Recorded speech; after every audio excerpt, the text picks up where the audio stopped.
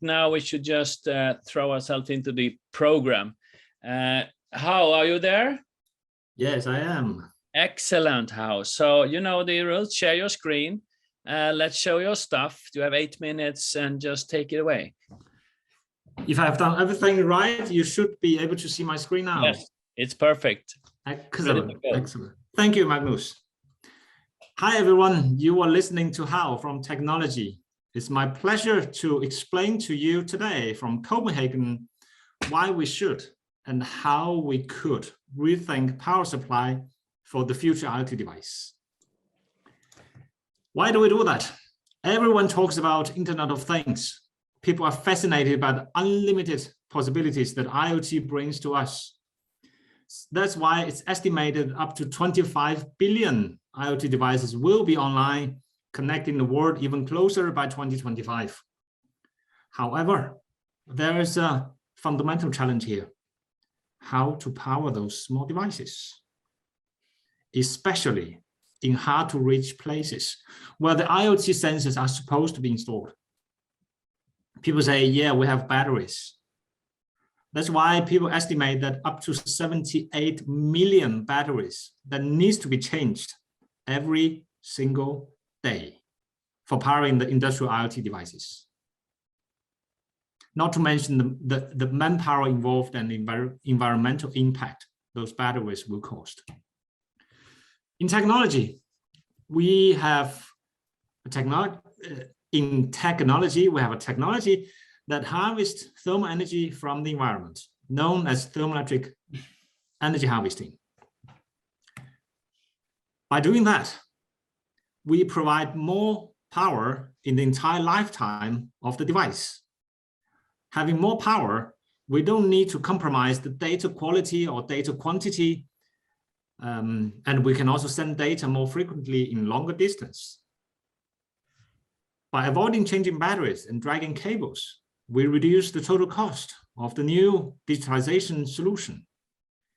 And also, by making the sensors autonomous, we can now install the sensors in the more critical, usually difficult to reach places. So we can make more precise measurement, and therefore optimize the process to reduce the CO2. Last but not least, we also enable the digital transition where we boost the transit from the asset sales to service sales. And this is not only what we suggest, it is backed up by the global leader, world leader machine manufacturer, who claims that they need easy accessible connecting point on their machines, which don't require electrical power to operate. As you can imagine, this is an enabling technology that can be used in many different places, but mainly in 3 areas. The first is process monitoring. A utility, which is our good partner, see that they know that the best sustainable energy form is the optimization of the existing energy systems. Therefore, they see the digitization of their energy transportation and the monitoring using our autonomous sensor as a reducing operation cost and increasing reliability. The second market is the hot topic, predictive maintenance.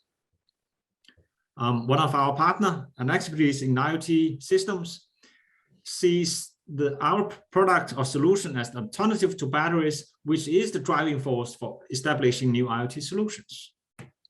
Last but not least is process safety.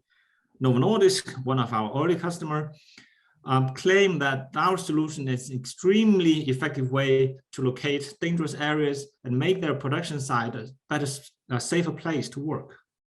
And we wrap it up into a market, what we refer to wireless industrial IoT sensor, which is an extremely fast growing market. When you have a technology, enabling technology with enormous potential, does it mean that's easier to sell the product? No, quite on the contrary. Due to the lack of awareness, it's actually a thermoelectric energy harvesting actually have been in the niche market for decades, even though the technology is a proven technology for centuries. Therefore, we combine state-of-the-art thermoelectric energy harvesting and advanced power management into our product line. which consists of Sensever, a self-driven high temperature alert, and Sensever Alpha, a standalone power supply unit. And the unique of those products is the core competence. What do I mean by that? So every energy harvesting device have such a thing. I know there are many technology savvy people listening out there. You must have seen this, a thermoelectric module, or referred as a Peltier module. You can buy it from different places with different prices, but most of them are heavy and stiff. But what we make here, or what we bring to the world, is the flexible. I cannot see myself. That I don't know. I hope you can see it. Yeah. It's a flexible module, lightweighted, and with sustainable materials, with abundant materials. And that's the difference that we, in our business. The journey starts in 2020, and since then we have launched the 2 new products.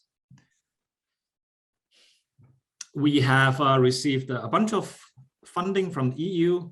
Recently, we have just got recruitment from the Horizon that TEGnology will receive €1 million for developing the next generation of thermoelectric generators with abundant material. Right now, we're in the middle of our first round capital fundraising, and we are consolidate our supply chain, and we will keep boost this technology, try to identify more user cases, and then start it from there. We are a small but dedicated team. I myself is educated as engineer and material scientist, but also learned how to do business in business school and in practice. And then we have Hilda and Jörg and Dusan. They are all dedicated in their areas. You know, when you have a startup, you make a lot of pitches. When you make hundreds of pitches, sometimes actually often I was asked, where is your $100 million market? That's actually a difficult question. And sometimes I wonder, I really want to turn the question around. I want to throw the question to you, my dear audience. If you think you really have a brilliant idea how you can benefit from thermoelectric energy harvesting and then open a 1 million market, I'm willing to buy the idea from you. With that said, I thank you for your attention, and I was promised by Magnus that you can find my contact information. You're welcome to reach out to us. Thank you very much. Yeah. Wonderful, Hao. Thank you so much. And you're well in time. Let's see if we have any questions on the chat. No, we don't. And I think you are well on time. So I should ask you only one thing. You have done this so quickly. I mean, I know the environment you're in, actually, the GTU and that it's a wonderful environment for people like yourselves. But is it complicated, you think, to reach out to new customers in other countries, or is that more complex and difficult than the ones you really mentioned already, who are primarily Danish? I wouldn't call it difficult, especially in the events like eBazaar. It doesn't matter where people come from. Mm-hmm. The digitalization, also the COVID, it really brings people closer. But yes, we need very solid, concrete user case, mm-hmm. And that's often the biggest challenge. Mm-hmm. Many people think technology is interesting, potential is big, but where do we sell our first product? To whom and in what form? Yeah, and that's what we are focusing. We are running 10. Our goal is we reach 10 validation case to prove that the technology works and will really bring new opportunities to digitalization. I have a question from the audience here. What is the temperature difference that you need to generate the 5 volt and at what amperage? A good question. It's regardless of what the 5 volt or whatever voltage is regardless of the temperature difference. What difference it will make is how long time it takes to accumulate enough energy.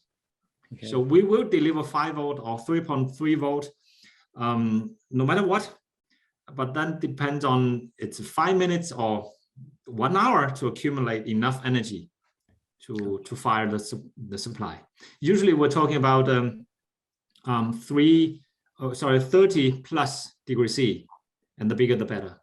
Okay, perfect.